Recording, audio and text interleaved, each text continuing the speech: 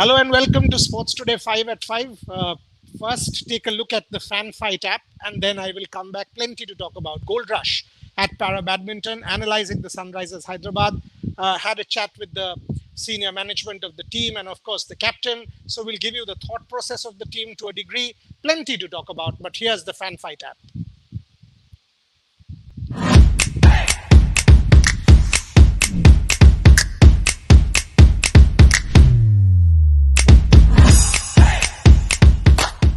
This game involves an element of financial risk and may be addictive. Please play responsibly and at your own risk. So there you go. Do download and play fantasy. And during the IPL, as I've told you earlier, I will come up with a fantasy kind of show every day. Trying to give you an insight into how I select my team, what should be strategies, how to play. Obviously, we will get it wrong on days, but more or less, I can tell you that having played fantasy every single day, I played this morning as well for the Australia women's game and the New Zealand women's game, and got it reasonably right. So we will have a decent fantasy IPL. Coming to Sports Today 5 at 5, first point, fantastic performance by the Indian para badminton players in the Middle East. Brilliant, absolutely brilliant. Pramod Bhagat winning gold again, world number one, tremendous effort. Pramod Bhagat and Manoj Sarkar winning gold together. Unbelievably good. Palak Kohli and Mansi Joshi both winning medals. The Indian para badminton team has done fantastically well in the ongoing para badminton championships in Dubai. And just to reiterate, I have said this several times in the past, and I say it again. I am making this prediction that parasport will be a revolution in Tokyo. We had won 4 medals in Rio. We will win 15 medals in Tokyo.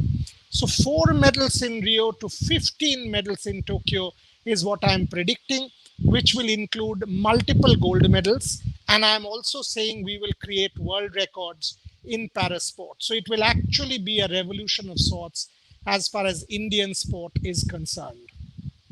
That's having followed parasport very, very closely. I can absolutely say that. News point number 2. The Australian women's team is going, they've now broken the record of the men's team.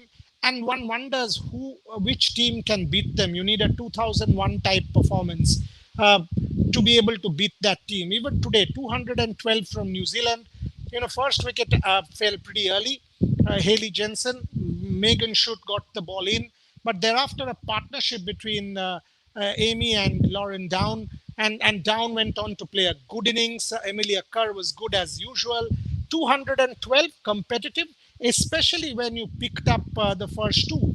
You picked up Lanning. You picked up Rachel Haynes. So one thought that the game would be competitive. But thereafter, Healy and Elise Perry, and after that Ashley Gardner, who sort of finished off in style. They just gave New Zealand no chance. So this Australian women's team, the way they are going, it's an unbelievably good side, and according to me is one of the greatest cricket teams in the history of the sport. They are that good. One wonders how and where one can sort of really find a chink in that armor to be able to beat them. The Indian team, how good are they? We know they are good. And Railways, once again under Mithali Raj, stamping their authority, winning another domestic competition, beating Jharkhand today. So they've beaten Bengal in the semi-finals. And a pretty comprehensive win under Mithali Raj's captaincy for the Railways. Congratulations to them. Hopefully with more and more cricket, the Indian team can actually emerge as the contender. India, England, New Zealand, South Africa. These are the 4 teams in the 50 over format which can challenge, but the gap at this point in time is pretty big. So one wonders, to what degree, to what extent we need to improve to be able to challenge the Australians. We did beat them in the 2017 World Cup, remember, thanks to that incredible effort and that Jhulan Goswami delivery. Harmanpreet Kaur, unbelievable, and that Jhulan Goswami delivery to Meg Lanning, perhaps the best that she has ever bowled. Some people on Twitter were basically saying, what do I do in terms of multi-sport and women's cricket? Again. I mean, I have done enough and more of Indian women's cricket and will continue to do so. Maybe you don't follow broadcasts. And some were saying about football. The amount of ISL coverage that I have done, the amount of Mohun Bagan, East Bengal, and the Indian team, obviously. I mean, the Oman game, after that, the UAE game. And I keep saying this, that we cannot just take on Igor Stimac and destroy the team by saying, 6-0 gone. There is plenty to look forward to. Young players, you have experimented, you've got to build up, you have to have regular broadcast. So plenty to be done as far as football is concerned. Now, coming to the focus team for today, Pakistan, South Africa match is ongoing. Pakistan will chase once again. Quinton de Kock played well.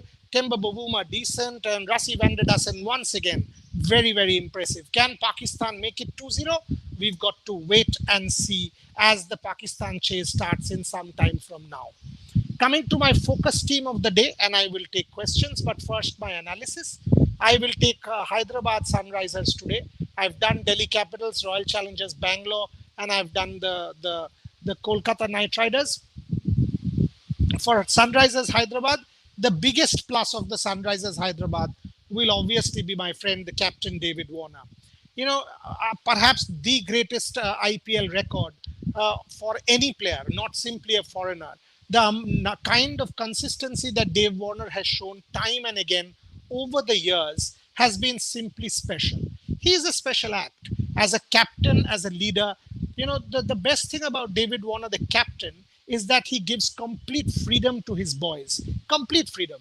And I can tell you this. So last season, even after Sandeep Sharma got smashed in that game against the Rajasthan Royals, David Warner gave him complete freedom against Chennai Super Kings. He put in his fielder at slip and got Faf du Plessis out early. So that is the kind of freedom and confidence that the captain gives.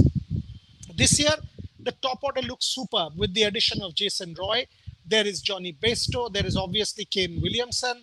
And among the spinners, they have Rashid Khan, Mujibur Rahman. So very good spinners. Among Indians, they've got Abhishek Sharma. They've got Abdul Samad. Riddhiman Shaha was an absolute revelation at the top as an opener. And of course, they have Manish Pandey, who will have a lot to prove as far as the Hyderabad Sunrisers are concerned.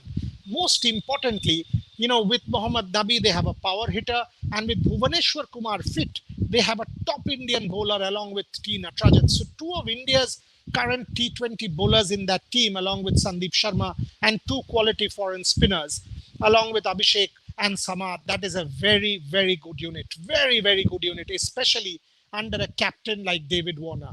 From what I know, now here's what I know from having my conversations. I can tell you this, that they believe that the slowish wickets will actually suit their style of play and their style of bowling. And that is how they will mold the team. So let me make some a prediction now. I don't see Jason Roy starting. I see David Warner starting with Riddhiman Shaha at the top. Plenty of you will ask me this, why I'm saying this. Jason Roy has been very good for England and all of it. But I don't see Jason Roy starting. I see Riddhiman Shaha starting with David Warner. I see Manish Pandey at 3, Kane Williamson at 4. And then the question comes, I see, because Jason Holder is not available for the first game, I do see Rashid Khan is a no-brainer. Rashid Khan will absolutely play. If the track is expected to turn, they might well go in with Mujibur Rahman, is what I've been told. So two foreign spinners in Rashid and Mujib can be the strategy. Otherwise, they might play Johnny Bairstow. He's had success for England as the third, or they can also go with Mohammad Nabi, who will give them the off spin and also close out an innings. So that's the kind of, so the top 4 as on date. If the track turns, two spinners in Rashid Khan, Mujibur Rahman, David Warner, and Kane Williamson. The track not so helpful, Rashid Khan, Mohammad Nabi, Kane Williamson, David Warner at the top, along with Riddhiman Shaha. So Jason Roy, big signing, but I do not see Jason Roy playing from game number 1. I don't see Johnny Bairstow, at the top. I do see Riddhiman going in with David Warner at the top based on the performances put on last year. I also can tell you that Jason Holder is not available for game number 1. That's how I see the Hyderabad Sunrisers team.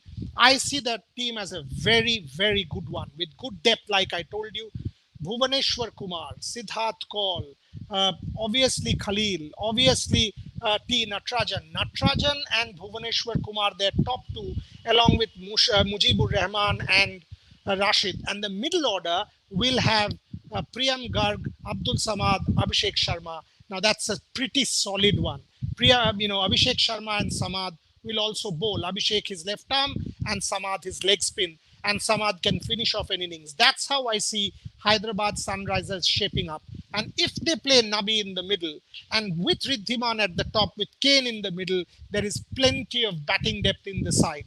Warner, incredibly good captain and incredibly good batsman. So I am predicting a sure shot playoff finish for them. If things don't go to plan, even then they have the team to play the playoffs. That is my analysis and understanding for the Sunrisers of Hyderabad. Let's take questions.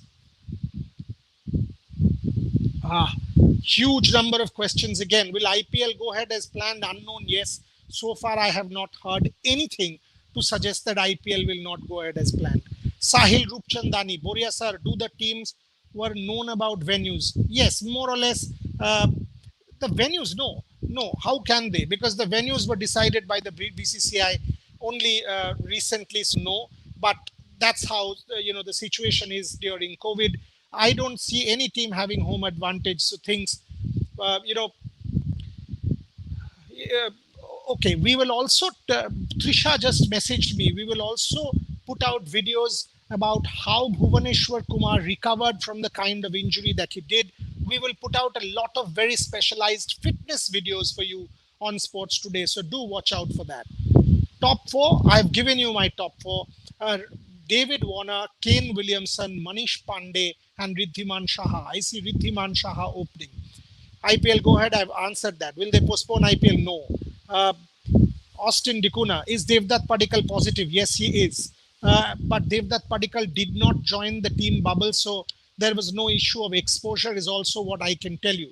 Aditya Karkar, MI, which bowling lineup is more lethal? They have a very, very, I can tell you this, they have a very, very good lineup, Hyderabad Sunrisers.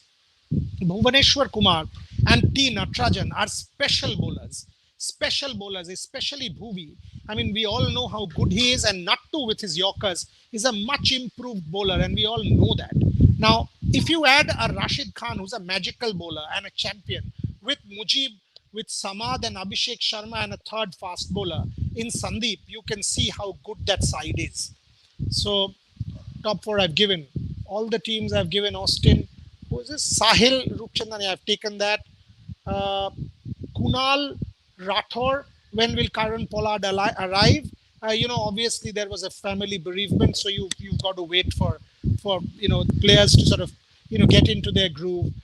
Give people time. I mean, to lose a close family member isn't easy. CSK struggling to get a replacement. Quite late in the day for Josh has the Hazelwood call. So, but I'm pretty much sure they will. Aditya, I've answered that. Replacement for Josh Hazelwood, quite a few around. If you actually see, it is not as if that there aren't bowlers. If you take a look at the Big Bash, there were bowlers. If you take a look at the New Zealand domestic T20s, and something that was said that New Zealand bowlers haven't been able, given opportunities, there were quite a few who were good. With the Logan Van Beeks of the world, for example. If you take a look at the New Zealand domestic T20s, quite a few decent bowlers out there. Do you think SRH middle order is still weak? No, I mean, I don't, because Riddhiman Saha at the top, Vivek, allows that middle order to have a Kane Williamson and even a Mohammad Nabi, because Bhuvaneshwar Kumar fit. So that allows them to go in with an Indian bowler and allows them that extra middle order batsman. So no, I don't think that is a weak side at all. Shailesh, Kedar Jadhav come back. Kedar Jadhav is actually a good point, but I do see Abdul Samad because of his all-round ability, and Abhishek Sharma and Priyam Garg. I mean, these people playing ahead. Will Kedar play? Maybe he will, and if he does, I'm keen to know if David Warner will give him a couple of overs with his off spin. Vivek, again, I've answered your question. Harshit, I've answered your question. My phone, Kedar Jadhav, I've just answered that. Kunal Rathor, I've taken that one. Kunal Rathor, Shailesh. Vedansh Mudgal, hi Boryada, hi Vedansh. Uh, what do you think about Mohammad Azharuddin playing in the first game? Yes, I mean, if you now see under the completely changed dynamic with Devdutt not available, you have to say that yes, there is a major opportunity that has come forward. What, Kumar Rishabh 444. Padikal, no, I don't see if he's positive. Him playing the first game should come back after the second match. So should miss the first two is my assumption. Shourabh Mundal, Bairstow, Roy Warner, Manish Pandey, Vijay Shankar. Vijay Shankar is key and should play in the middle order. No, I don't see Bairstow, Roy at all. I see Riddhiman Shaha, David Warner, at least in the first game. So four foreigners, I'm giving you my four foreigners: Kane Williamson, Rashid Khan, David Warner, and the fourth one is a bit of a flexible one. Mohammad Nabi can be my bet. If it's a Turner, it can be Mujib, or if they want a batsman, can be Bairstow because he's batted middle order for England. That's how I see it. Oyon Sharma, thank you, Boria sir, for covering not only cricket. Absolutely. I mean, we've done para badminton today. We've touched upon football. We will touch upon every sport. I mean, the ISSF World Cup, for example, and my Olympic series. I mean, once the IPL is over, obviously we will build up to the WTC, but every qualification tournament, and then I will be in Tokyo myself. We have just, sort of gotten our media hotels sorted, etc. So there will be huge amount of coverage on the Olympics and the Paralympics. I can guarantee that. Austin, who will open? Door opens up for Azharuddin, isn't it? Sports addiction. Should Riddhiman Shaha treat IPL as an opportunity? Absolutely, he should. Absolutely. And he will open, I think, with David Warner, from my understanding and my discussions with the senior management. Ritik 44, 11 for RCB due to DDP. I think Azharuddin does get an opportunity. Sahil, South African players coming. They should come very, very quickly, is what I'm told. Today is the second game, but they should be available.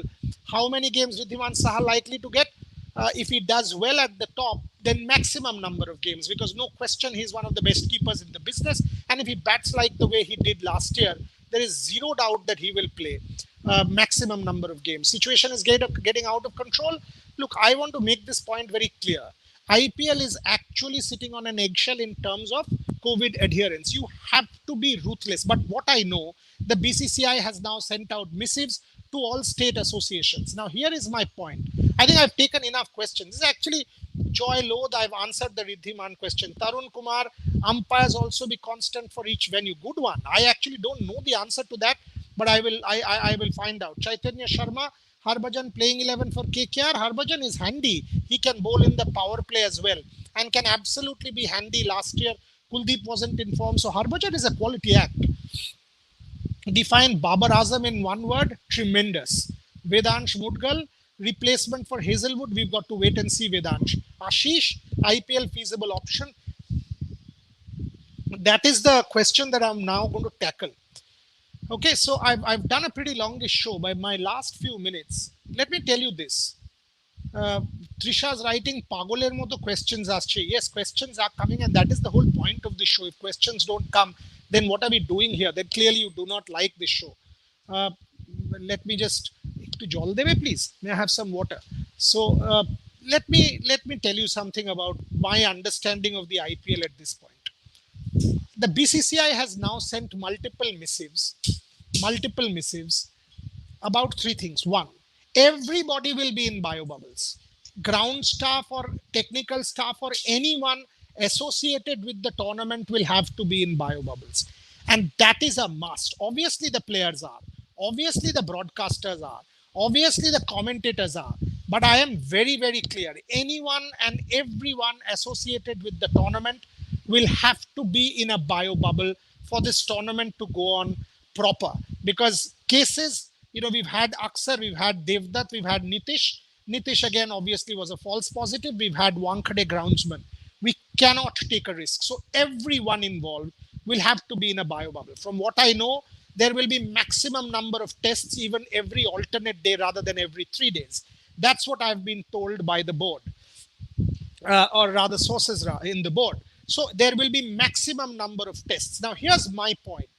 My point is, while you are enforcing biosecure protocols with groundsmen and everybody, in India, there is this thing about entitlement.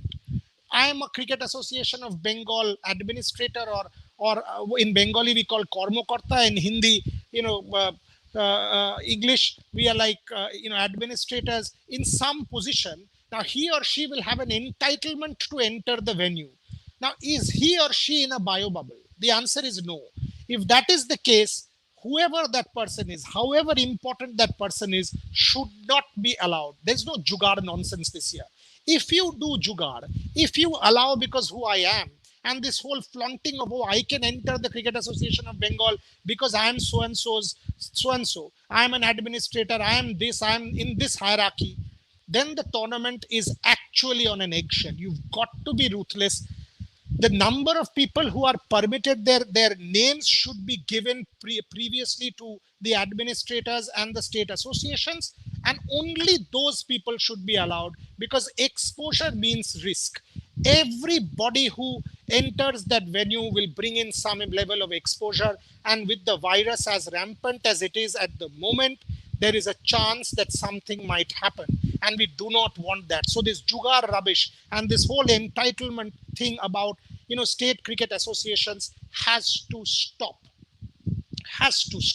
This is what I feel, and I'm sure the BCCI is doing it. From what I know, things will be far more stricter and far more rigid. At this point in time, heard nothing about moving of venues. At this point in time, heard nothing about cancellation or postponement. That all that is completely out of the window. I've heard nothing about it. Matches from Bombay to Hyderabad. Hyderabad is the backup along with Indore, but I've heard nothing to suggest that the matches will be moved. So that's the update. What do I feel? I feel that the tournament can be done based on the strictest adherence to biosecure protocols, and not allow anyone who doesn't have the permission to enter to enter. So allow only those people, fewer number of people who will have the permission and who are in bio bubbles themselves, multiple times tested, every alternate day tested, to go in. That minimizes exposure, minimizes risk, and protects the tournament. That's how I believe the tournament should be done. To close out with the Sunrisers, there are some 180 odd questions. I've taken as many that I possibly could. David Warner is a superb captain, an extraordinary leader. The opening will be Riddhiman and David Warner for a start. Kane Williamson at 4, Manish Pandey at 3, Rashid for sure, can be Nabi. If the track turns, can be Mujib. Bhuvaneshwar Kumar, Nattu Sandeep makes a good attack. Samad and Abhishek Sharma gives them the bowling depth. I am predicting a playoff spot for Hyderabad Sunrisers. Thank you very much for watching.